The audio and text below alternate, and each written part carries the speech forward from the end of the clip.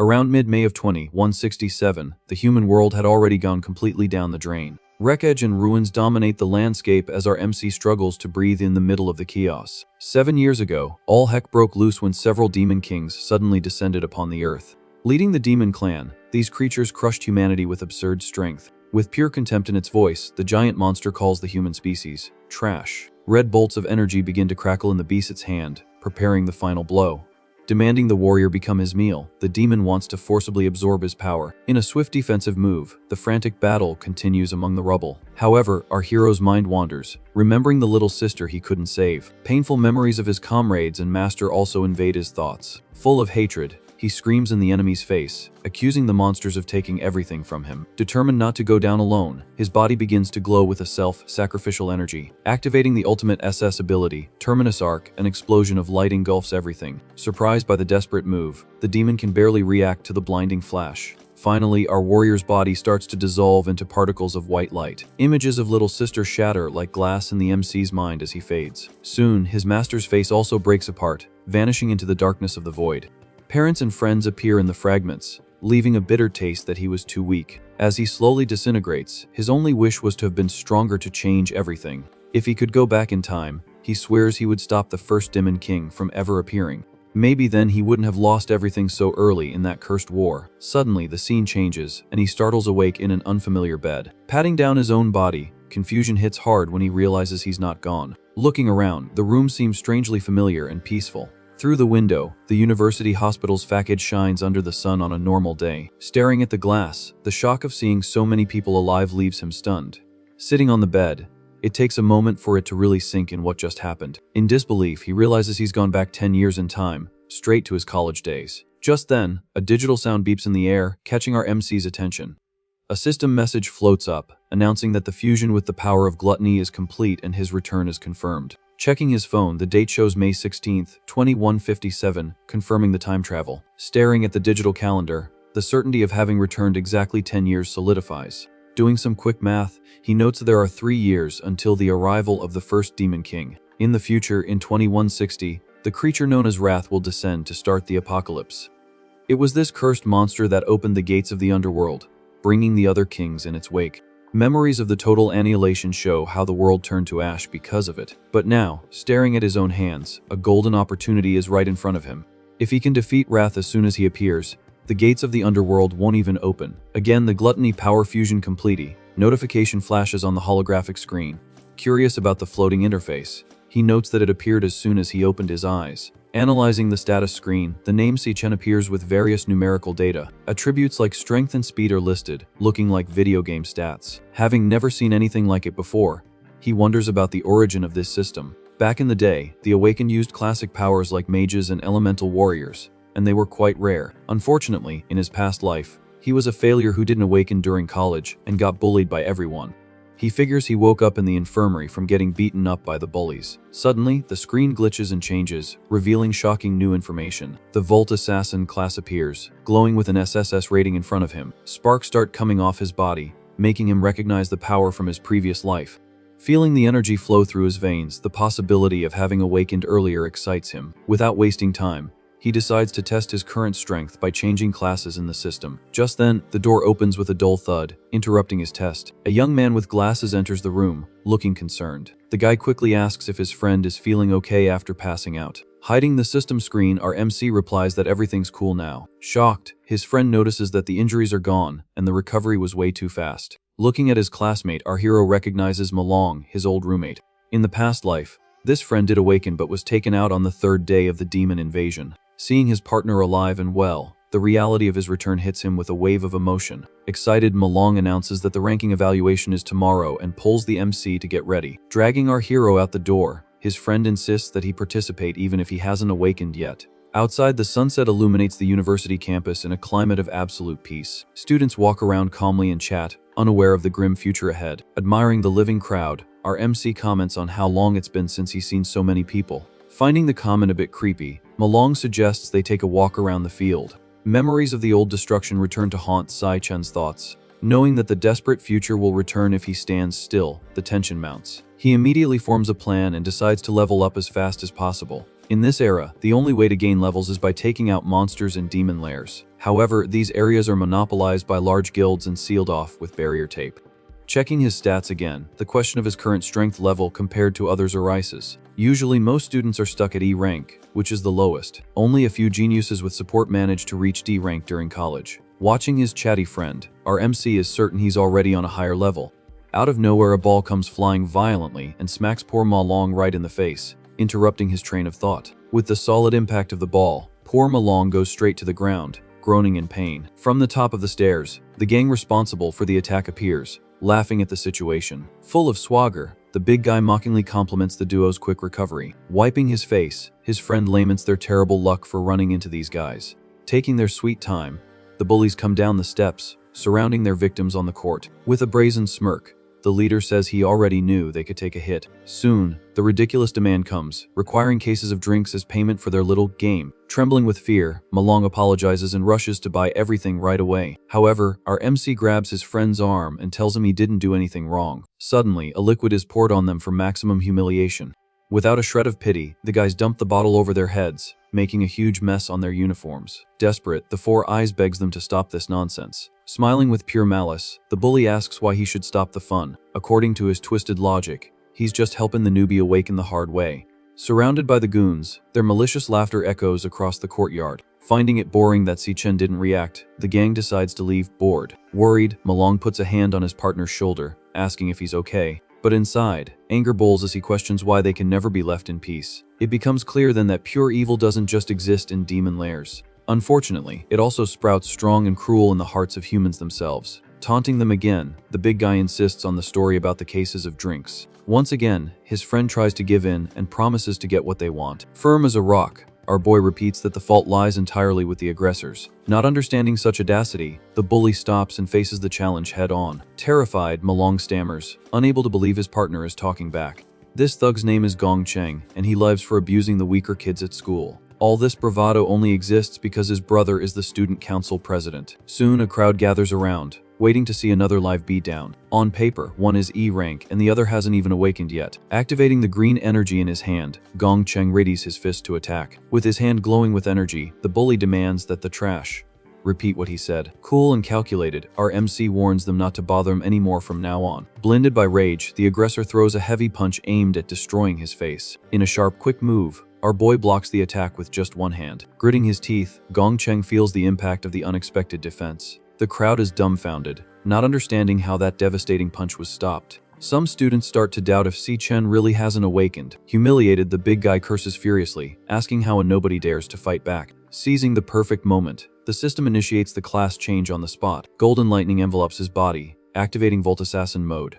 Seeing the electricity, his friend yells, asking when this happened. Cracking his knuckles, our hero feels the power flowing vibrantly through his veins. Refusing to accept the shame, Gong Ting attacks again with earth armor. Charging like a bull, he promises to show him what it feels like to be on the brink. Si-chen easily dodges the blow and prepares a counter-attack. In the blink of an eye, an electric punch explodes violently into his rival's chest. In total shock, the crowd watches the bully fly back from the impact. Lying on the ground, the aggressor coughs and accuses him of a dirty sneak attack. Furious, he yells at his idiot goons who just stood there watching. Stuttering in fear, the cronies can't even move from their spots. Shrouded in shadows and lightning, our MC walks towards him like a demon. With a roar of hatred, Gong Ting leaps, trying to crush his opponent. Stone fists hit the ground, opening huge craters in the court. Agile as a cat, Si-chen dodges everything without breaking a sweat. Staring the enemy down, he coldly states that his attack is way too weak. Soon, an insane sequence of electric blows punishes the bully's body. Finally, the big guy collapses against the wall, all beaten up and unconscious.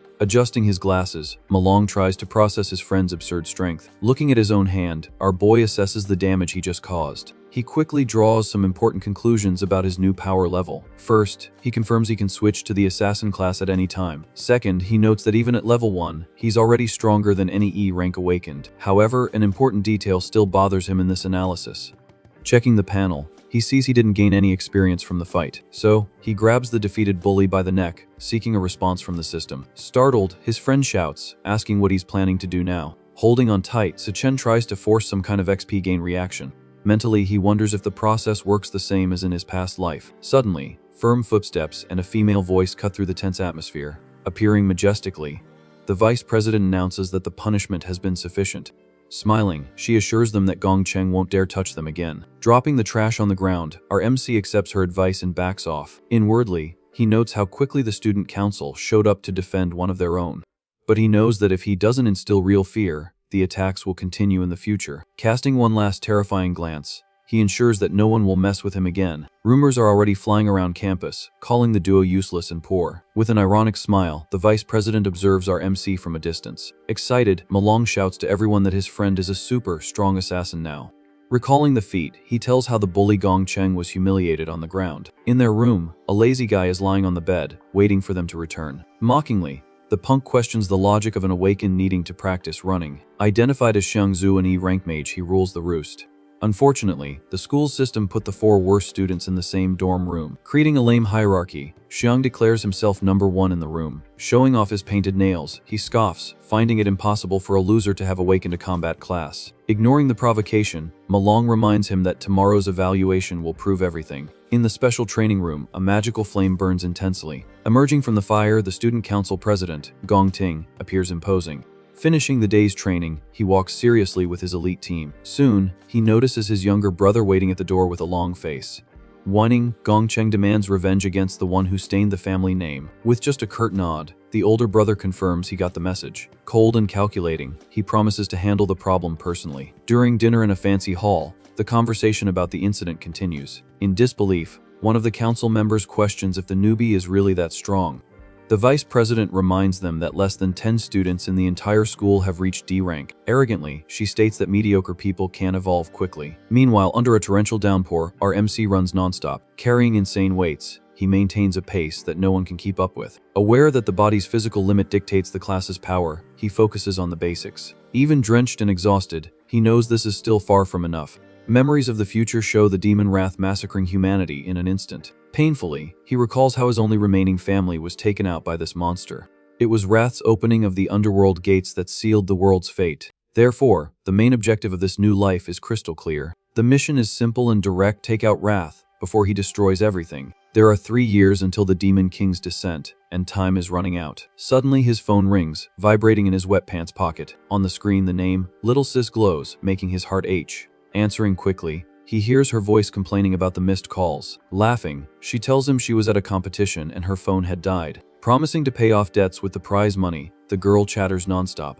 On the other end of the line, her brother's silence worries the girl. With tears in his eyes, our MC smiles just from hearing her voice again. Hiding his emotion, he says goodbye, promising good news soon. Now he truly feels that this new beginning is real, and his motivation explodes. Running 3 more laps in the rain, his determination to get stronger turns to steel. Protecting this precious future is the only thing that matters to him. In the shower, he realizes he's already getting used to his younger body. Drying his hair, his mind returns to the central problem of leveling up. To truly level up, entering a demon lair is mandatory, but the guild's monopoly prevents common people from getting access. Lying in bed, the question of how to contact demonic beasts consumes him. Just then, the gluttony system beeps, announcing it's finally online. Immediately, his consciousness is pulled into a strange dimension. A gigantic, sinister tower rises in a blood-red landscape. Confused, our MC looks around, not understanding where he's ended up. In the real world, Malong thinks his friend went out for another run.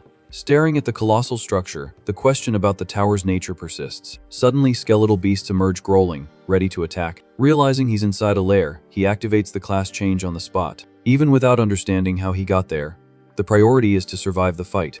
Rank hellhounds advance in a pack, trying to tear the intruder to shreds. Confident in his current strength, our boy charges forward without any fear. In a deadly dance of lightning and blades, he thrashes the monsters with ease. After defeating the pack, the system floods the screen with experience notifications. His level rises quickly, confirming that this is the perfect place to level up. Checking his stats, he sees his strength and speed attributes increase. With a predator's smile, he realizes he can solo this entire lair. More monsters appear, but now they are just free XP sources. Determined to use the place as a testing ground, he advances, massacring everything. With each beast taken down, the experience bar fills at a crazy pace. Defeating the area boss yields much more than common monsters of the same rank. Suddenly, a bizarre, devourable message appears over the boss's corpse.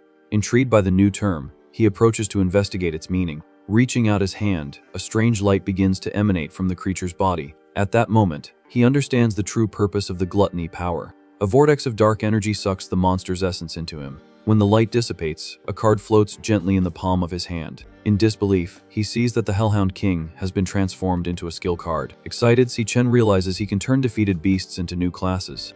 This means he now has the same legendary power as the Demon King of Gluttony. 7 years ago, it was this monster that caused the apocalypse by devouring everything.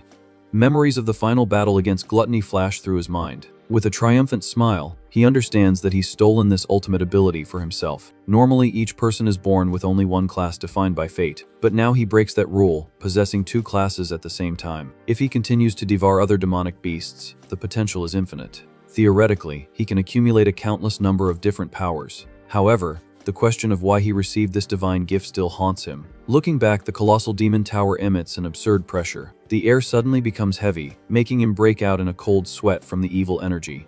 A deep, powerful voice echoes from the shadows, greeting his arrival. Appearing out of nowhere, a giant skeletal warrior introduces himself as the Lord of the Tower. Classified by the government as a monster of immeasurable power, he faces the human. In his past life, our MC nearly perished trying to reach S rank, and now, right in front of him, is an S rank boss in the flesh. The level difference is so brutal that just being near him is painful. Curious, he wonders how the monster knows his name. With no time for small talk, the fight begins with a mind-blowing exchange of blows.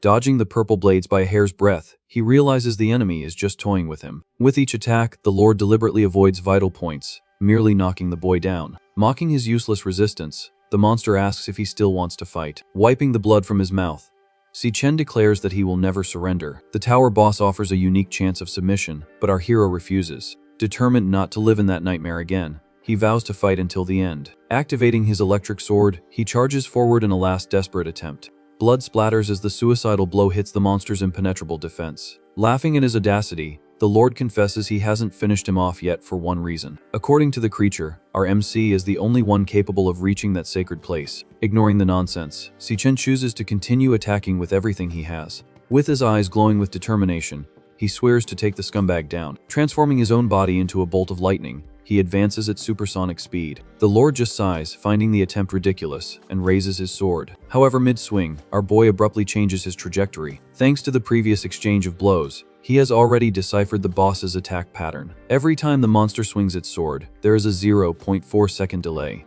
This small interval is the opening he needed to predict the angle. By calculating the blade's path, he manages to narrowly dodge his own demise. More importantly, there is a 0.2-second pause in the recovery of the blow. If he aims for that exact moment, the enemy is completely defenseless. Concentrating all his energy at the tip of his blade, he unleashes the fatal blow. Even if a D rank can't take out an S rank, the electric paralysis should work. Activating Lightning God, his speed increases tenfold in an instant.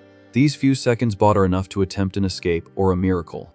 Looking around, he notices that the only source of light was from the monster's attack. Suddenly, the light vanishes, leaving everything in complete darkness. In the shadows, purple blades slice through the air, narrowly missing their target. Impressed, the Lord praises the human's cunning in extinguishing the light to hide. Finally, the boss reveals his true form, the Rakshasa of Purgatory. Upon seeing the enemy's real face, our MC freezes in terror. That terrifying gaze is something he has seen before on the Demon King of Gluttony. In the final battle of his past life, Gluttony used multiple forms to fight. Beasts of ice and fire appeared out of nowhere, alternating the monster's powers. He switched between powerful classes constantly, crushing the human resistance. And one of those forms was exactly this skeletal warrior of purple flames. The revelation hits like a bombshell. The Lord of the Tower was already devoured by Gluttony. This means this place is actually inside the Demon King's body. All the beasts sealed here are Gluttony's past conquests. And now that our hero has the power of Gluttony, he has inherited all of this. The Rakshasa confirms the theory with a macabre smile on his skeletal face. Understanding the situation, Si-Chen realizes he is the new owner of this dimension. The colossal tower on the horizon holds the most ancient secrets and powers. Praising the boy's intelligence, the Lord says he is worthy of inheriting the throne. In disbelief, our MC asks if he can really have all of this. Extending his hand, the monster gives him the SS rank, key to the Time Rift. This is the only key capable of opening the gate of the Demon Tower. The mission now is to devour the beasts sealed inside to become invincible. Holding the golden key, Si-Chen questions why the monster is helping him. After all, even among humans, there is good and evil, and demons are no different. The Rakshasa reveals that he waited for centuries for a chance at revenge against the Demon Kings. And according to an ancient prophecy, our MC is the only hope for success. Pointing to the tower, he says that all the answers are inside. The Lord's body begins to dissolve into blue flames, handing over his power. Shouting for the boy to take everything and get his revenge, the monster disappears, leaving behind its legacy. Immediately after the handover, the monster warns that Sai Chen needs to become much stronger. According to him, the demons inside are treacherous and extremely cruel. The path to the top of the tower requires him to endure a hell of suffering. With bloodshot eyes, our hero is told he must conquer everything and reach the pinnacle of the world. The final order is to devour every single demon king he finds along the way.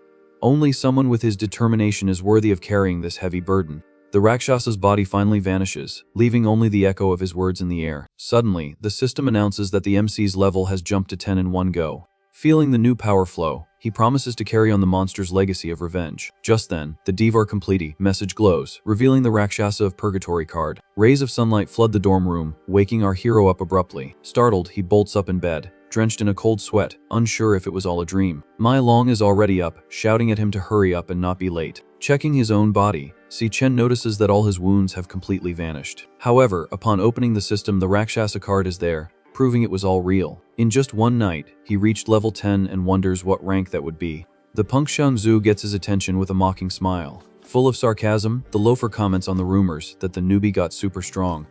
Challenging his authority, the villain asks if he already feels like the number one in the room. With a cold gaze, our MC faces the provocateur without showing any fear. Biting into a piece of bread, Xiangzhu continues his spiel about ranks. According to him, everyone in the dorm is E rank, but there are internal divisions. He explains that each rank is separated into 3 tiers: lower, middle, and upper.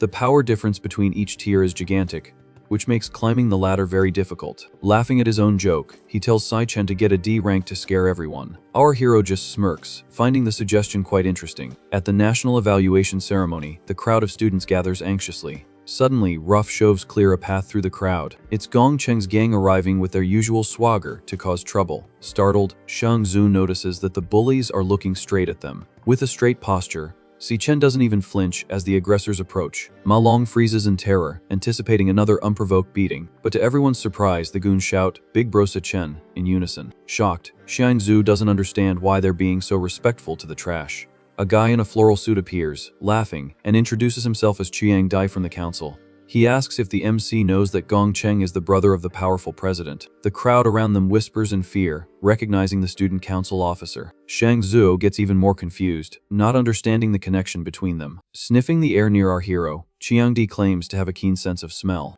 Getting right in his face, he whispers that he only smells failure coming from Si Chen. Disgusted, the MC asks if the guy is some kind of dog to be sniffing people like that. Furious at the insult, the officer loses his composure and yells curses at the kid. Suddenly, a calm and authoritative voice tells Chiang Dai to stop immediately. President Gong Ting appears, saying he investigated, and it was his brother's fault. Coldly, he states that it's fair to pay the price for one's mistakes and tells them to drop the matter. Soon, the system announces the start of the tests. Calling the students to the stage, the president calmly walks away, leaving the furious officer behind. On the big screen, the ceremony officially begins, drawing everyone's attention. Watching from above, the vice president comments that the day promises to be interesting. Sipping tea, she asks the president if he's found anyone worthwhile. An hour later, it's Xiangzhu's turn to go up on stage to be evaluated. Full of confidence, he promises to show his true strength to the audience. Entering the test chamber, the door closes, isolating the candidate. The evaluations are done individually inside an artificial demon lair. Inside, a demonic core absorbs the energy released by the awakened. The student needs to unleash all their power at once in front of this core. The energy is immediately transmitted through cables to the external equipment. On the screen, the result glows, revealing a middle tier E rank for the mage. Disappointed, Xiangzhu grumbles that he expected to have reached D rank. In the audience, Malong comments that now it's time for the main event. In addition to the current rank, the test also measures the future potential of each class. Having high potential guarantees special attention and resources from the government. Xiangzhu's final result shows a maximum potential of C rank. Leaving with his head down, he hears the announcement calling the next candidate. Trying to console his friend, Malong says that his own result was even worse. Suddenly, the audience erupts and cheers as a D rank appears on the screen. It's the first D rank of the year, and with B potential, leaving everyone ecstatic. Sometime later, another student achieves the same feat with A potential. Si Chen's group watches silently as the impressive numbers appear. The teachers comment that this year's batch is exceptionally strong. Finally, President Gong Ting's name is called for the test. Walking elegantly, he steps onto the stage under admiring gazes. Known as the Chosen One, he carries heavy titles and the support of the Imperial Guild. Si Chen watches intently, curious to see his rival's true level. 2 years ago, he was already D rank, and the expectation now is that he'll break all the records. Connected to the machine's cables, President Gong Ting prepares for the final test. Arrogantly, he decides to hold back some of his power but guarantees he'll still be number one in history. Releasing the energy, an intense glow illuminates his face inside the chamber. Digital wearing fills the screen as the data is processed by the system. The professor is aghast, not believing the color he's seeing on the monitor. On the big screen, the final verdict is upper D rank with S-level potential. The entire audience is in disbelief, shocked by the revelation of an S-rank potential. Students are screaming and cursing with excitement, unable to process the magnitude of it. Ecstatic, everyone celebrates the first student in the school's history to reach this level. Green with envy, Malong comments that they are witnessing history in the making. The evaluators immediately decide to report the result to higher authorities. Being a national treasure, an S-level awakening guarantees special government protection. Aware of his own value, Gong Ting smiles, knowing he'll be on the front page of the news tomorrow. Under the spotlight, he enjoys his moment of glory, confirming that his talent is the real deal. Watching everything from a distance, the president of the National University smiles mysteriously. Talking with the vice president, the headmaster reveals he didn't come here for Gong Ting. Curious, the woman questions who could be more interesting than an S-rank potential. At that exact moment, Si Chen's name echoes through the speakers, calling him for the test. Walking calmly, our MC heads to the stage under disdainful glares. Laughing in his face, Chiangdi tells the kid to bring glory to the loser's dorm. Mockingly, Xiangzhu bets the newbie will get lower E rank to match his poverty. Scoffing at the weak, he guarantees the group will face the biggest embarrassment of the exam. Full of faith, Malong shouts for his friend to shut everyone up. In front of the machine, Si Chen ignores the taunts and enters the capsule. Apprehensive, his roommates wonder if he'll manage to surprise them. Once inside, the system connects his consciousness to the demonic core. In this era, the best way to secure a future is by joining an elite guild. For most people, the graduation combat exam is the only chance to shine. Allowing teams of up to 10 people, candidates can freely choose their partners. By winning the tournament, the entire team gets direct recruitment into the Imperial Guild. Explaining the strategy, Chiangdai says the evaluation serves to filter the teams. With his D rank plus the Gong brothers, the main team is practically set. Laughing with his friends, he celebrates that victory in the combat exam is a sure thing. Cruelly, he reminds them that the weak will be excluded and eliminated by the law of survival. Worried, Malong notices that time is passing and Si Chen isn't coming out. On the screen, the progress bar remains at 0, showing no movement. Bored, the audience begins to disperse, thinking the test is already over. Calling the rest of them trash, Chiangdai invites the guys to go to karaoke. Gathering his team, he turns his back on the stage, ignoring the final result. Suddenly, the numbers on the monitor change drastically, drawing attention back. In a collective gasp, the crowd can't believe their eyes when they see upper D rank displayed on the screen. In total shock, Chiangdi and Gong Ting turn their heads in disbelief. Inside the chamber, the system detects instability in the demonic core and beeps an error. Analyzing the data, Si Chen realizes that his base physical strength alone is equivalent to upper D rank. Curious to test his limits, he decides to initiate the class change right then and there. Activating the Doomfang King class, he unleashes a chilling aura. The screen immediately updates the data, climbing to middle C rank. Students start screaming in panic, seeing the classification rise again. Breaking into a cold sweat, Chiangdi shouts that it's a lie and something must be wrong. Confused, the scientists question if the internal system has completely fried. The error alert goes off again, warning that the core is immune to cold. Deciding to go all out, our MC deduces that his other classes are even stronger. Without hesitation, he summons the power of the Rakshasa of Purgatory. Unleashing his maximum energy, he wants to see how much the system can take. An explosion of violet power fills the environment inside the simulation. Outside, the sky suddenly darkens, startling everyone. Black clouds and purple lightning form over the school in a bizarre phenomenon. Paralyzed, the students look up, witnessing the atmospheric chaos. Hugging his buddy, Malong emotionally shouts that his friend caused a celestial phenomenon.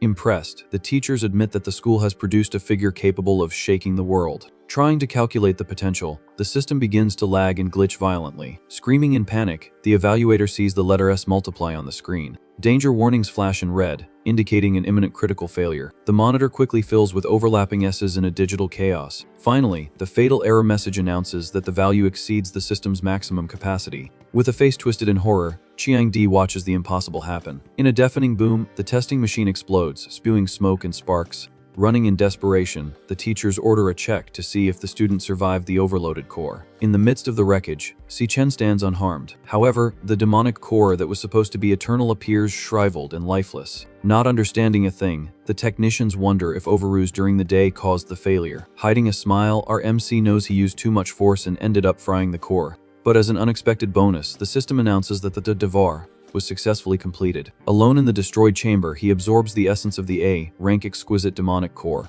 With his eyes glowing neon blue, the new power is silently activated. The system now reveals the ranks of all the students around him. President Gong Ting also hit his true strength, staying at an average C rank. Unfortunately, the demonic core couldn't handle the strain and burned out instantly. The evaluation is immediately suspended, and the school promises to report everything to the authorities. Excited, the MC's friends celebrate the result, calling Sai Chen a genius. Chiang Di tries to downplay the incident, shouting that it was just an error from faulty equipment. Furious, he accuses the newbie of irresponsibility for breaking such an expensive machine. But our hero couldn't care less, and just discreetly activates his electric power.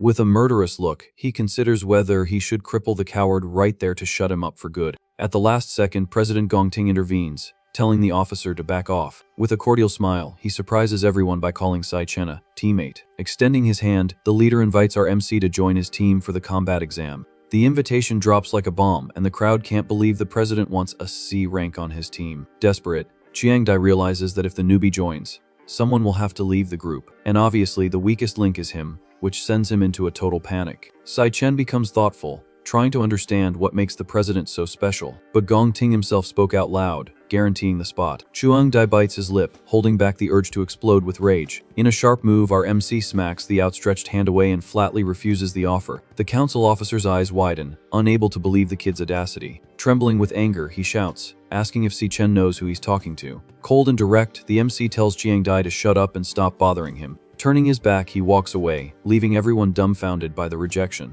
Whispers spread, questioning the sanity of someone who rejects the president. But our hero knows that after that test, he has the leverage to choose his own path. The students comment on how Si Chen's attitude was brave and humiliating for the council. Gong Ting maintains his composure, saying it's fine and that the boy has his own plans. The university's headmaster laments that the golden duo didn't form there. The vice president comments with a wicked smile that this makes things more interesting. For someone born with a silver spoon like Gong Ting, this rejection is a declaration of war. The president's gaze changes completely, revealing a dark and vengeful side. Chiang Di seizes the opportunity to poison the boss's mind even further. He insists that the test was a fluke and that Sai Chen is just lucky. Begging for a chance, the officer offers to teach the newbie a lesson. Gong Ting asks if his lackey thinks he's that petty. Feigning disinterest, the president says he's not in the mood to sing today. But with his eyes glowing yellow, he makes it clear that he doesn't care what happens. Chiang Di gets the subliminal message instantly and cracks a psychopathic smile. 10 minutes later, a student runs up, reporting that he saw Sai Chen leaving the school. The officer confirms the information with a smile like he's about to hunt his prey. Thinking the universe is on his side, Chiang Di prepares for the ambush. With a maniacal look, he celebrates the chance to catch the kid off campus. Meanwhile, Si Chen walks calmly, whistling through the city streets. In his previous life, he remembers a tragic event that happened in a sacred lair. An elite team was massacred by a demon of an unprecedented level. This monster was Wrath himself, descending to the human world for the first time. It was from this massacre that the Demon King began his global destruction. To find the exact location of the lair where Wrath is hiding, he needs a plan. And to start this plan, he needs an obscene amount of money. His destination is the Mithril Monster Exchange, which in the future will be the largest in the country. In this place, hunters buy and sell equipment made from monster parts. It's the fastest way to raise cash by selling the drops he's obtained. Tossing a handful of teeth on the counter, the clerk with glasses is confused. The seller says he's never seen that type of item before. A pink-haired employee immediately identifies them as E-rank Doomfangs. According to her, these teeth can be turned into cloud weapons or magic dust. The clerk scoffs, saying the shop is VIP and only accepts D-rank items and above. Complaining about the lack of high-level clients, the guy with glasses treats Sai Chen like dirt. The MC realizes his luck with annoying people hasn't changed a bit. Dumping the problem on the newbie, the manager tells the girl to handle the paperwork. The girl pays 18,000 for the fangs, which already covers his sister's rent. But Sai Chen still has an ace up his sleeve and asks if he can sell something else. Pulling from his inventory, he draws the sword of the Rakshasa of Purgatory. The sinister purple blade leaves the attendant's jaw on the floor. She stammers that she's never seen anything like it and guesses it must be at least A rank. The manager laughs out loud, doubting a poor student would have an A rank weapon. Suddenly, an elegant man in a blue suit enters the shop, agreeing with the girl. The clerk's attitude changes instantly, sucking up to the boss who just arrived. Adjusting his glasses, the man declares that the weapon is unequivocally S rank. The manager's shock cry echoes throughout the entire shop upon hearing, SS rank. The mysterious man immediately shakes Si-chen's hand with utmost respect. Inviting the MC the VP room, he offers to fulfill any request. Si-chen smiles, satisfied, seeing that the big fish has finally taken the bait. The man introduces himself as Qing Jai, head of the Mithril Guild team. Sitting in the luxury of the private room, he asks how the boy wants to negotiate the relic. Without batting an eye, Si-chen asks for just 1,000,000 coins for the sword. Surprised, Chunja's eyes widen, finding the amount ridiculously low. He tries to warn the boy, saying an S-rank weapon is worth tens of millions on the market. But our MC explains that he just wants to use the item as collateral for a quick loan. Impressed, the guild leader never imagined seeing such cunning in a university student. Analyzing the boy's profile, he wonders if he's a runaway hare or a hidden prodigy. Si-chen promises to repay the loan in 1 month with 10% interest. Chun-ji tells the manager to leave the room so he can talk with the client alone. Observing the uniform, the man deduces that the boy is about to graduate from the National University. He praises the MC's maturity for not selling such a rare relic for easy money. The requested amount and the payment deadline perfectly match an urgent need for cash.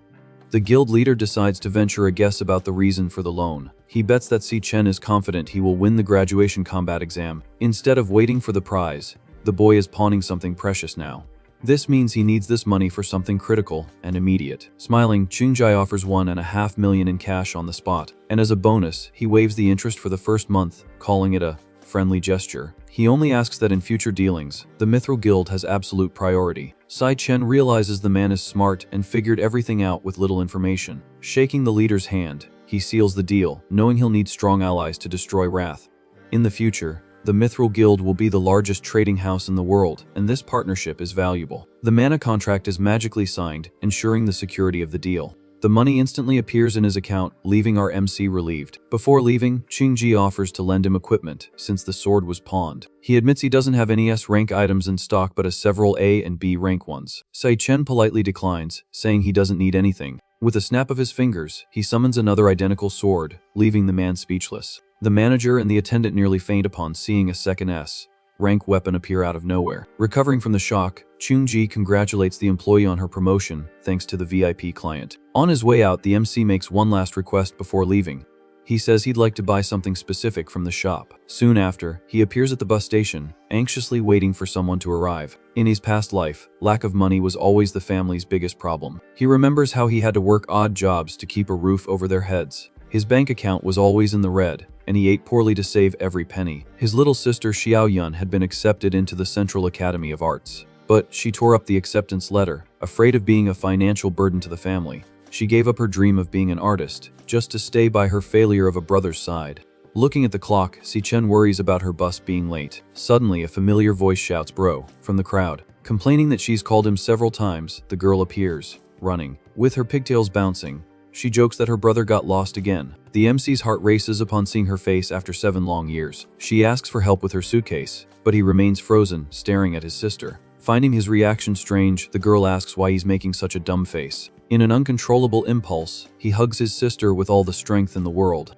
Whispering that he missed her so much, time seems to stop right there. Finally, the nightmare is over, and he can see Xiao Yun alive and safe. Suffocating in the bear hug, the girl yells for him to let go. Complaining about his weird behavior, she asks if he got rejected by some girl. Smiling, he swears to himself that in this life, he will never let her suffer again. Xiaoyun smiles back, happy to see her big brother. Walking home, they take a shortcut through a quieter alley. But in the shadows, Chiangdi's gang is already waiting for a surprise attack. With a cigarette in his mouth, the officer promises to teach the newbie an unforgettable lesson. A goon questions if they aren't going overboard with the number of people. Chiangdi says he just wanted to scare him, but Si-chen's attitude deeply irritated him. The phrase, "Don't bother me again," echoes in the villain's mind, fueling his hatred. The plan is to beat the kid until he's half gone and misses the graduation exam. Being a D-rank cloud assassin, he draws his dagger, confident in his victory. Oblivious to the danger, Xiaoyun continues to chatter while eating a skewer. She suspects her brother is in love because of his strange behavior. Trying to cheer the MC up, she quotes a motivational phrase he used to say. Humming a song about believing in yourself, she tries to lift his spirits. Si-chen smiles, noticing how sensitive his sister is and how she picked up on the change in him. She still thinks they live in poverty and that he hasn't awakened. He thinks about how hard it is to keep secrets when you know someone so well. Suddenly, threatening shadows appear, blocking the alley's exit. One of the goons alerts Chiang-dai to the girl's presence. With a disgusting smile, the officer says that's even better since there are no cameras there. Feeling the murderous aura, Si Chen instantly realizes it's the guys from the council.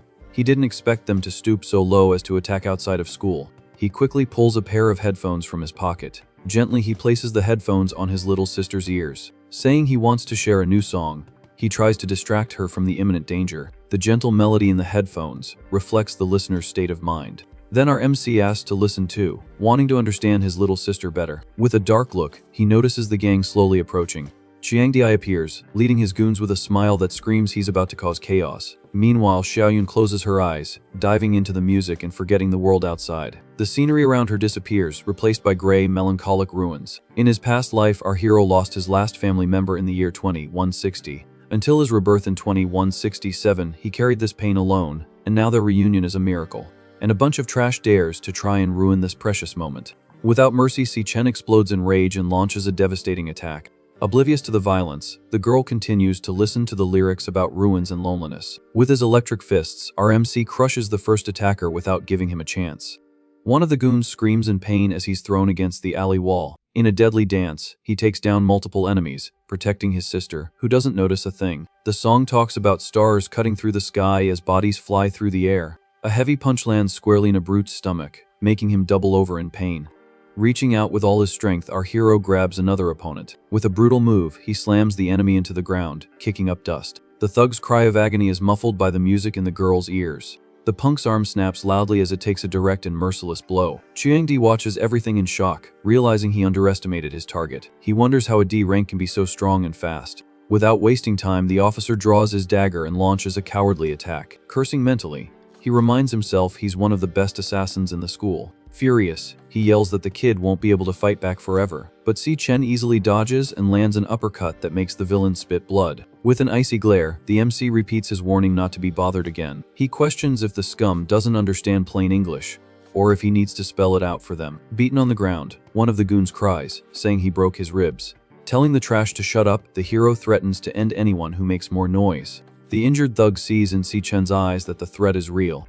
Trembling in terror, he doesn't understand where so much killing intent comes from in a simple student. The MC warns that every word he said should be remembered very well. He doesn't care if they rot in some corner, but he demands they keep their distance. Grabbing the defeated guy's face, he makes it clear that his sister's safety is sacred. If they dare to show up in front of her again, he will make them all disappear forever. The punk frantically nods his head, agreeing to everything to avoid being erased. Letting go of the trash, our hero walks away, leaving a trail of groaning bodies. The song in the headphones ends, talking about the sky clearing and birds returning. Emotional Xiaoyun takes off the headphones with teary eyes, feeling the loneliness of the melody.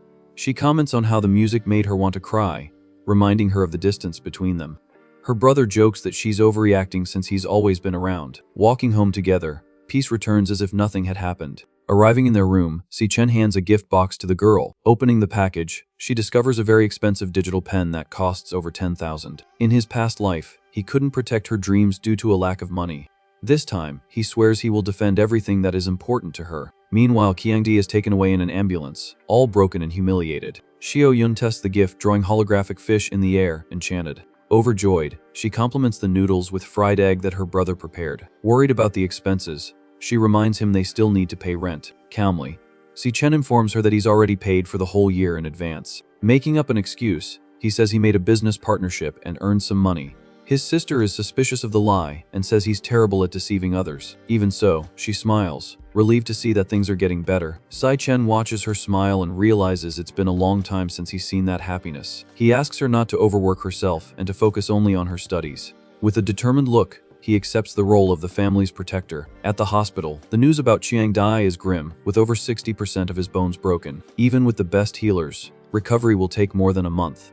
President Gong Ting receives the medical report with a cold expression. He comments that the officer will definitely miss the graduation exam. But to him, it doesn't matter, as the team just lost some dead weight. His uncle Gong Xuan, the director of career services, confirms the internal data. He verified that Si Chen is indeed a C rank in disguise, the only student in the entire school with a higher rank than the president. Concerned about his nephew's image, the uncle reminds him that important guests will be at the exam. They can't let anyone steal the spotlight from the chosen one. The vice president suggests calling her niece to fill the spot on the team. Gong Ting smiles arrogantly, saying his uncle is worrying for nothing. He asks if the director really thinks he used his full strength in the evaluation. Promising a show, he guarantees that everyone will realize who the strongest really is. When the combat exam arrives, the hierarchy will be re-established. At 11 at night in the men's dorm, Si Chen finishes his daily training.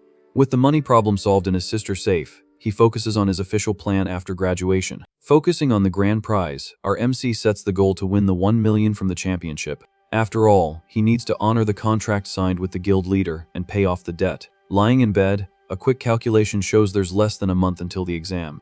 Without wasting time, the gluttony system is activated, opening the portal to the tower. Recalling the previous tests, the Doomfang King class only reached C rank. The Rakshasa of Purgatory has S potential, but the system can't handle measuring its true strength. Therefore, the exact levels of the other two classes are still a complete mystery. Holding the SSS rank key to the time rift, the risky decision is made. Determined to test everything tonight, he prepares for a solo invasion. Standing before the purple vortex, the question of what's inside consumes his mind. Passing through the portal, he arrives in a hostile and completely unknown environment. Identified as the Starfall Desert, the landscape is vast and desolate. Suddenly, his body feels like it weighs a ton, making his knees buckle in pain. A quick analysis shows the gravity here is 10 times that of Earth. Looking back, the door has vanished, requiring the boss's defeat to reopen the exit. Trying to adapt to the crushing pressure, he notices a giant shadow moving. Emerging from the rocks, the B-rank Phantom Lion prepares to pounce. He immediately switches to the Volt Assassin class to gain speed. With electricity flowing, Si Chen faces the monster head-on. In a quick reflex, he dodges the beast's heavy paw by millimeters. However, when trying to counterattack, his body responds too slowly due to the excessive weight. Missing the vital point, the paralysis blow fails miserably.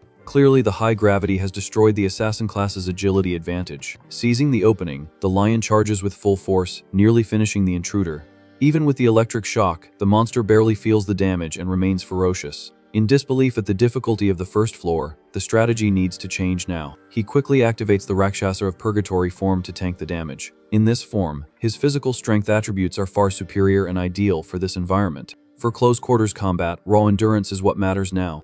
Using his gravity ability, he decides to fight pressure with even more pressure. Increasing the impact of his fall by 600%, his fist becomes a meteor. Combined with the environment's natural gravity, the force of his punch multiplies 60 times. Roaring with hatred, the lion tries to devour its target mid-air in a suicidal attack. Yelling that he won't be stopped, Si Chen descends with total violence. Activating the Gravity Calamity Super Heavy mode, the collision is imminent. In a cloud of dust, the monster is crushed against the stone ground. His level immediately rises to 11, and the warrior catches his breath. Analyzing the system, he notices that each star on the card multiplies his stats. While the assassin has 9 stars, the Rakshasa has 11, making it much stronger. Comparing it to the global hierarchy, he realizes he still hasn't broken the B-rank barrier. Speaking of which, a strange detail on the beast's corpse catches his attention. Curiously, the E-Devourable marker didn't appear over the defeated monster. Furthermore, the gate to the next level remains closed with no sign of an exit. Feeling a chill down his spine, he looks into the infinite darkness. Suddenly, multiple pairs of eyes glow in the gloom surrounding the area. Realizing his fatal mistake, he understands that the true boss has yet to reveal itself. In a cold sweat, it dawns on him that the lion was just a foot soldier. Out of nowhere, the sky fills with identical beasts, raining down on him. Surrounded by an army of B-rank beasts, the fight turns into a massacre, tearing through flesh and bone.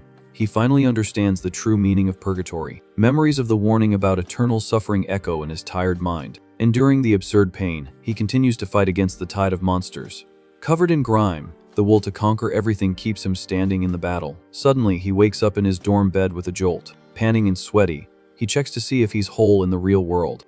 However, the muscle soreness is real, proving that the training in the dream affected his physical body. Accepting that there are no shortcuts, the brutal path has only just begun. Later, in the university's Great Hall, the team formation ceremony begins. On stage, Director Gong Xuan announces the new guidelines for the exam. Among the students, the rumor is that officials from the Alliance came to watch in person. Hearing the rumors confirmed, our boy just watches in silence. According to the new rules, each team needs 5 members and 1 upper E rank. Confused, the students speculate if the change is for more entertainment. The updated data is immediately sent to everyone's bracelets. Checking their displays, tension fills the crowded auditorium. On the projected list, the elite names appear at the top, as expected.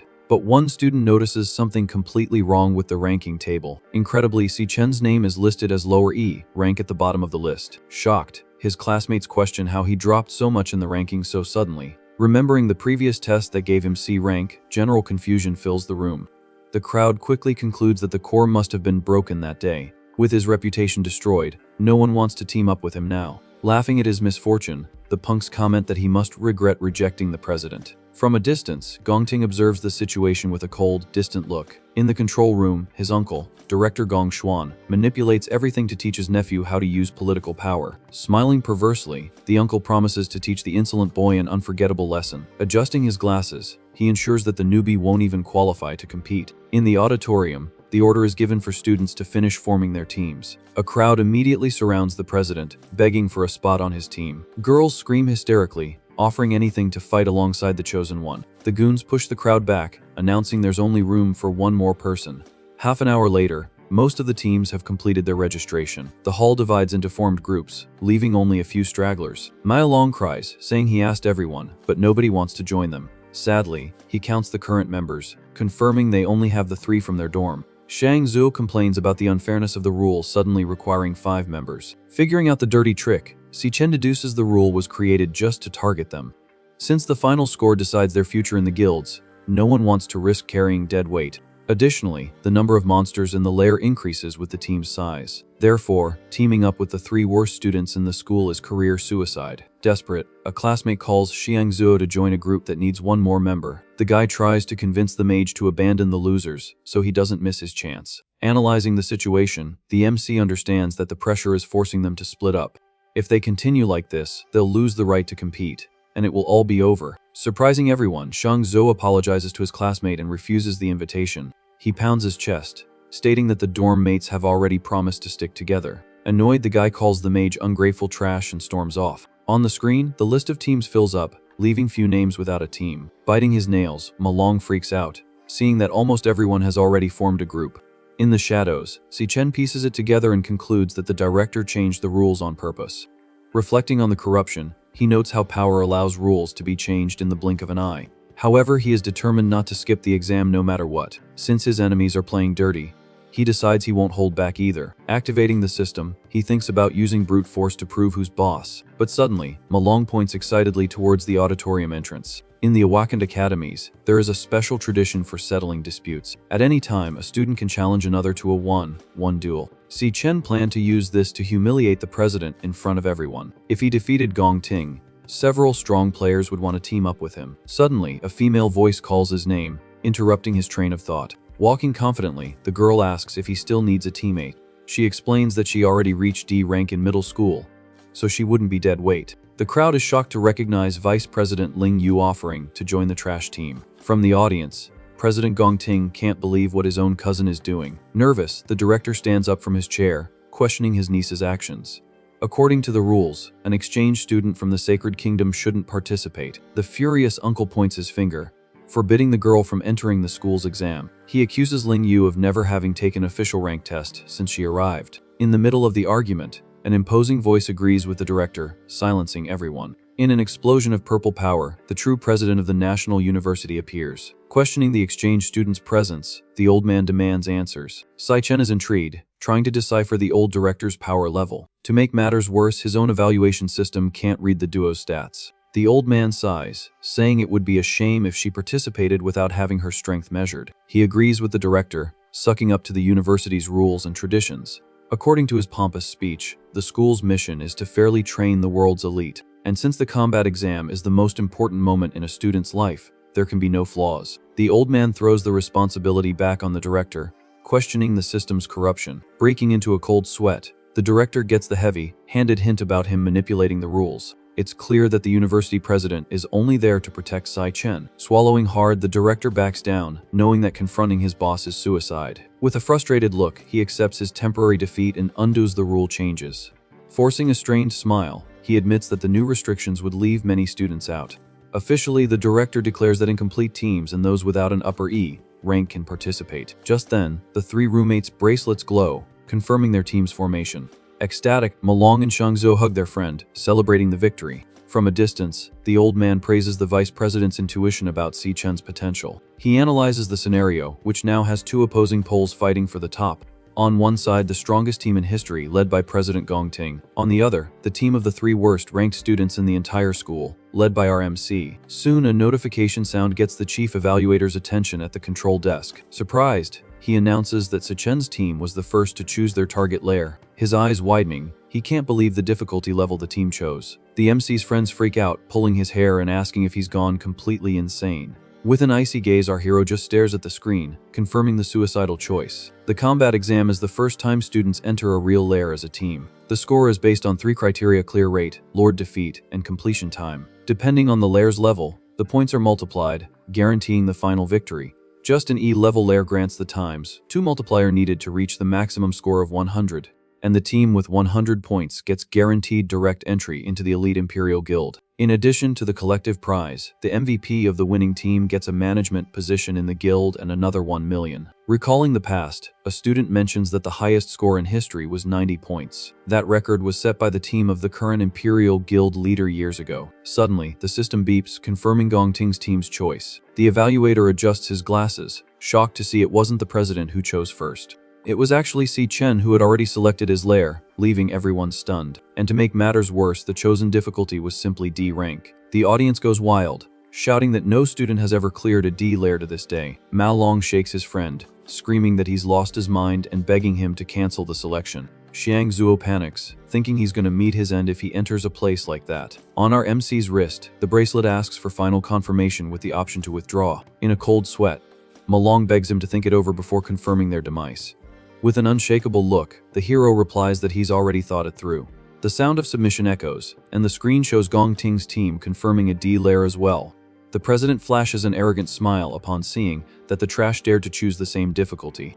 The crowd goes crazy with 2 teams betting on a D rank lair in the same year. The evaluator sighs, predicting that this year's exam will be absolute chaos. Vice President Ling Yu smirks, commenting on how a bunch of nobodies want to act tough without gauging their own strength. She bets they just want attention before getting wiped out. But the problem is, their teammates have to accept the challenge too. Observing Si Chen's calm expression, Malong feels the aura of power radiating from him. Remembering that his friend has always protected him for these 4 years, he decides to trust him and hits the button. He shouts that if they're going to finish last, they might as well go out trying the impossible. Xiang Zuo grumbles, feeling the pressure of being the only one left to accept. Cursing the situation, the mage hesitates but eventually gives in to his friend's courage. Hitting confirm, he yells that they've already graduated anyway, so it's worth a shot. The screen flashes green, registering the official submission of the trash team. Turning to his team, Si Chen thanks them for their trust. He apologizes for the risk and admits he chose D rank only to secure the MVP title. The determination on his face surprises his teammates, who feel the weight of his promise. Si Chen rallies the team to get the highest score in the exam and prove their own worth. With his eyes shining, he swears that the MVP is already his, no matter the cost. In the hallway, Gong Ting walks furiously, repeating the newbie's name in anger. For the first time, the vice president notices the expression of pure hatred on her cousin's face. It's clear that the silent rivalry has finally exploded into a declared war. The old director sighs, saying that youth is wonderful for not fearing the unknown. But he points out that Si Chen's choice has crossed the line from confidence to pure arrogance. Even with the times 3 multiplier from D rank guaranteeing 150 points, the difficulty is insane. The required strength is several times greater than an E-level lair, making victory impossible. With only half a month left, the old man doubts a miracle will happen in time. In the simulation room, everyone focuses on training elemental powers in virtual combat. The general expectation is that the trash team will at least try not to get wiped out in there. With 17 days to go, Si Chen's insane physical training continues without a break. Exhausted, Malong crawls on the floor, complaining about the absurd exercises his friend came up with. He cries that the exam isn't a triathlon competition, so they shouldn't have to run so much. Losing patience, the MC warns that practicing magic theory is useless in the real world. When they face unknown monsters, fear will take over their minds and freeze their bodies. What decides who lives and who goes down in there isn't theory, but pure survival instinct. Strength, endurance, and explosive reaction time are crucial to avoid becoming monster food. Unfortunately, the school's simulations are too limited for the real challenge. Common people don't have access to the real training layers that only the elite possess. These privileges ensure that the rich kids continue to efficiently massacre monsters. From birth to graduation, they train hard to maintain the distance from the weaker ones. Gong Ting is living proof of someone who has spent his life preparing with infinite resources. They have advantages that common people will never achieve in a lifetime of work. Insecure, Malong asks what they can do in the face of this unfair difference. With a confident smile, our hero tells the team to invade the Imperial Guild with a maximum score. Breaking the barriers of social classes is the only chance to surpass them and take control. Memories of the annihilation caused by the Demon King show the futility of the current order. Si Chen promises to use all his newly acquired power to ensure the team's victory. With 15 days left, the solitary training in the Dream Tower continues brutally. Using the Volt Assassin class, he slashes through beasts at the speed of light. With 10 days remaining, the ferocity of his blows increases, cutting monsters to pieces. Facing the army of lions, his combat ability reaches new heights. With only 5 days left, the power of the Purgatory class shatters the ground, taking out several at once. The countdown reaches 3 days with exhaustive push-ups and physical training. With 2 days left, Gong Ting also appears, focused and determined in his own training lair. Si Chen's constant leveling up doesn't stop, showing how far he's come in this half-month. With 1 day until the exam, the hero smiles, covered in grime, ready for the real test. Finally, June 17th, 2157 arrives and the graduation combat exam begins. Gathered in the hall, the students receive instructions from a floating drone before entering. With everyone equipped, the energy gates open, announcing the official start of the carnage. At the university entrance, an important man arrives to the director's eager reception. The old Gongshuan smiles in relief, greeting the distinguished visitor after a long wait. The elegant man introduces himself as Gong Lin, Gong Ting's father and co-founder of the Imperial Guild. Staring at the entourage, the students gossip about the vice president of the World Guild Alliance. Shocked, they notice that even the university president went to greet them personally. Stepping out of the elegant car, the suit-clad Carl Cavendish appears, exuding power and wealth. As the world vice president, he is practically an untouchable deity to the students. The chubby guy in the audience freaks out, screaming that the living legend came to watch their graduation. For the normal folks, seeing someone of this level is a once-in-a-lifetime event. The Alliance is the most powerful organization on the planet and controls everything behind the scenes. Explaining the format, the director announces that 124 students formed 25 teams. On the giant screen, the map shows that 20 teams chose the easiest F-level lairs. With an analytical gaze, the Secretary General Sigrid comments on the 3 teams in E-level and the 2 in D. She reminds them that D lairs are extremely dangerous even for experienced professional teams.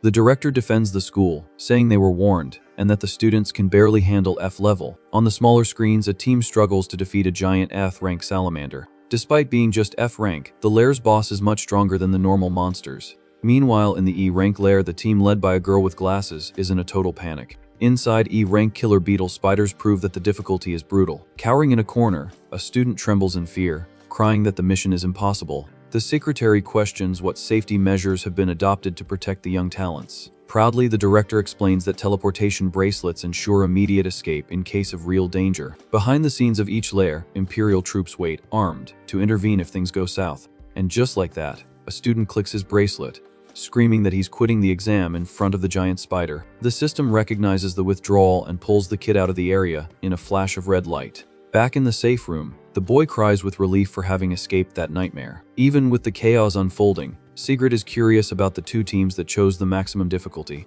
With a smirk, the director agrees, wanting to see how long they last. On the D lair monitor, the icy scenery of the Cloud Forest summit dominates the screen. Cutting winds and snow punish the team as they try to find their targets. From the shadows emerges the Ghost Bat Monkey, classified as a D-rank cloud assassin. Analyzing the enemy, our hero warns about the beast's extreme speed and aerial attacks. Without warning, the beast descends in a fatal dive, targeting the entire team at once. In an instinctive reflex, Shangyu dives into the snow, narrowly dodging the attack. In a cold sweat, he can hardly believe he managed to dodge a deadly blow from a D rank. But before he could celebrate, an electric flash cuts through the freezing air. In disbelief, Xiangzu witnesses Si Chen tear the beast in half. With his sword dripping, the hero stands tall, proving that the hard training paid off.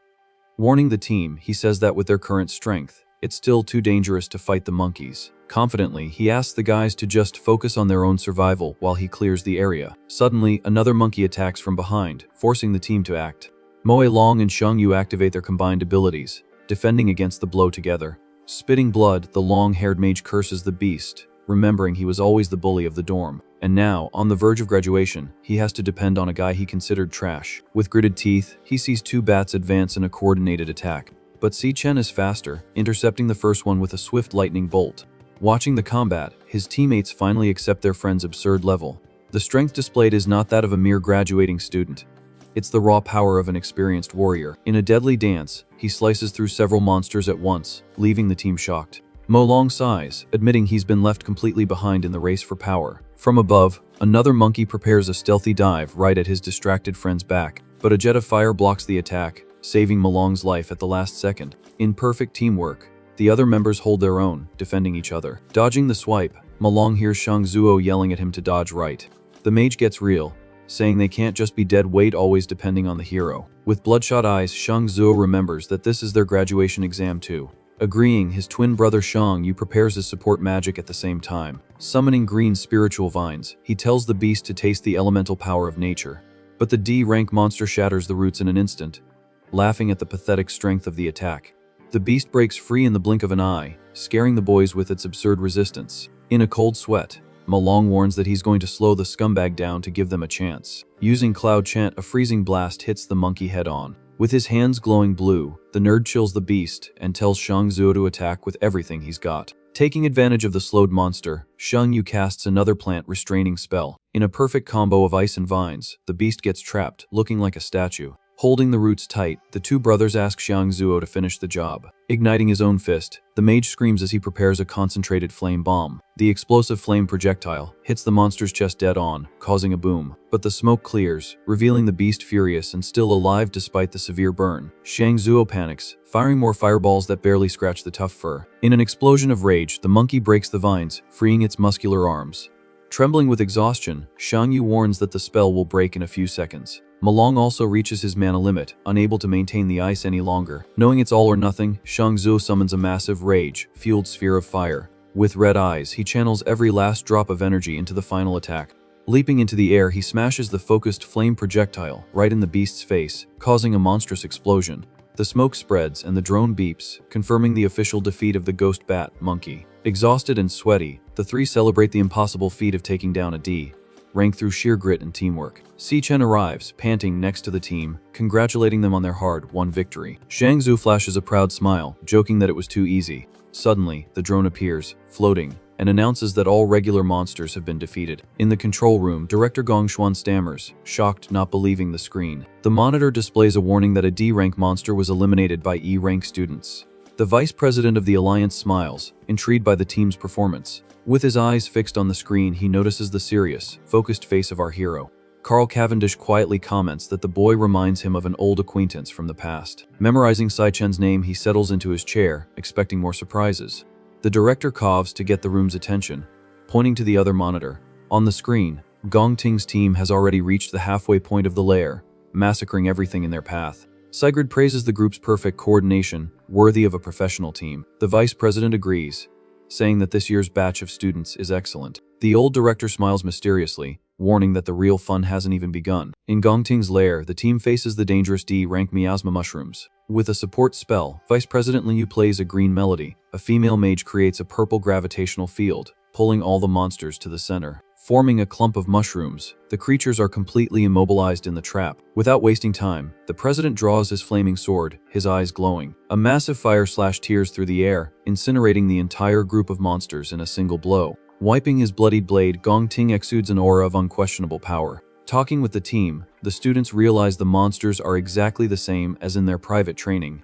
Whispering among themselves, they confirm that the exam was rigged to make life easier for the president. Laughing with confidence, the team celebrates, thinking the champion title is already in the bag. Meanwhile, on the icy summit, Si Chen stares at the horizon covered in snow and fog. The trash team, panting, finally reaches the top of the D-rank lair. Blood stains the snow around the corpse of the gigantic ice ghost monkey. Xiang Zhu swallows hard, commenting on how the dead creature still looks terrifying. Suddenly, the monster's red eyes fly open, and it lifts its head, growling. Malong screams in panic, warning that the beast is still alive and wants a fight. In a violent leap, the giant monkey charges the team, roaring furiously. Sai Chen intercepts the attack mid-air, delivering a kick charged with golden lightning. The force of the blow sends the monster flying back, dragging it across the ice. With a dull thud, the huge body slams into a rock wall, creating a cloud of snow. Without giving the enemy a moment to breathe, our MC advances at an absurd speed. Shang Zhu is dumbfounded, seeing the beast being humiliated so easily. The drone announces the gain of 200 XP points for the monkey's definitive defeat. Si Chen finds the small amount of experience and pathetic loot strange for a D-rank lord. Just then, his gaze is drawn to an intense glow coming from the destroyed rock. He calls the team over to check out a hidden cave full of blue magic crystals. Malong deduces that the beast must have been stockpiling these precious gems in the hollow tree. Shang Zuo is already doing the math, dreaming of the wealth and easy life they'll have. Suddenly, one of the larger crystals starts to crack, emitting a blinding light. A colossal ice explosion sends all the team members flying. The attack is identified as an ice blast bomb, freezing the entire area. The team's bracelets start beeping, indicating critical danger as the dust settles. On the control room screen, Sichen's team signal is suddenly lost. Director Gong Xuan gives a sarcastic smile, blaming the intelligence of high-level monsters. Sigrid becomes worried, and the vice president suggests sending the rescue team immediately. The director intervenes, asking for patience to see if the students can handle it themselves. He uses the normal vital signs from the bracelets as an excuse not to act now. According to him, the choice to withdraw must come from the students themselves, not the supervisors. In the lair, Malong sneezes, shivering from the cold and trying to recover from the shock. Xiang Zhuo grumbles that his cloud class saved everyone from instant freezing. A deep growl echoes through the cave, drawing the survivors' attention. In the midst of the snowstorm, a skeletal figure wearing an ice crown emerges. Malong recognizes the creature as the Frozen Bone King, a C-rank monster. Known for being sadistic and cruel, he plays with his prey before taking them out. It dawns on them that the previous ice explosion was just a trap set by this lord. The nerd realizes he has no chance against a C rank and focuses on healing the frozen Sai Chen. Before he can act, a sharp ice spike pierces his left leg. The impact throws Malong to the ground, screaming in agonizing pain. The Bone King laughs maliciously, preparing more cowardly attacks. The bracelet beeps, detecting the serious injury, and asks if he wants to abandon the exam. Even bleeding, the boy refuses the offer, focused on thawing his friend as quickly as possible. He uses Spring of Purification, magic to slowly remove the negative status from the MC. In an instant, another spike pierces his shoulder, drawing another roar of agony. The pain breaks his concentration, and the healing magic fails miserably. The giant skull cackles and begins to conjure a shower of deadly ice stakes. The system alerts maximum danger and insists on the escape option before it's too late. Staring at the screen,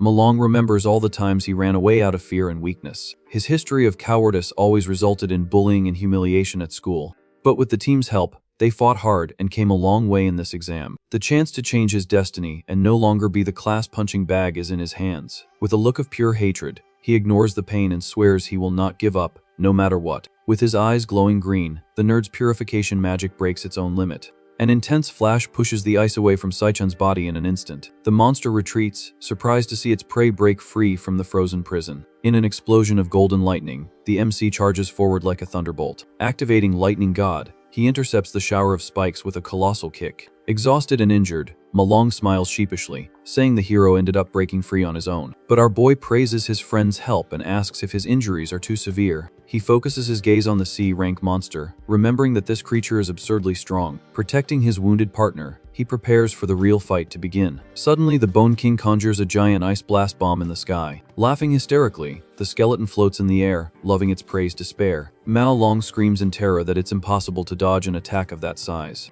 With a deafening boom, the bomb hits the ground, creating a mushroom cloud of freezing energy. But when the snow settles, Sichen is unharmed thanks to his body ability. The monster's laughter freezes, not understanding how the human survived a fatal blow. The nerd with glasses eyes widen, stammering about the new icy power enveloping his friend. Shocked, he questions how a Volt assassin can suddenly use cloud abilities. The penny drops and he asks if Sivchen is a dual class awakened, something incredibly rare. Apologizing for misjudging the situation, the hero admits he exposed them to unnecessary danger. With clenched fists and an exploding purple aura, he promises to end everything right there. And in a display of pure power, he activates the Rakshasa of Purgatory, drawing his colossal sword for the final blow.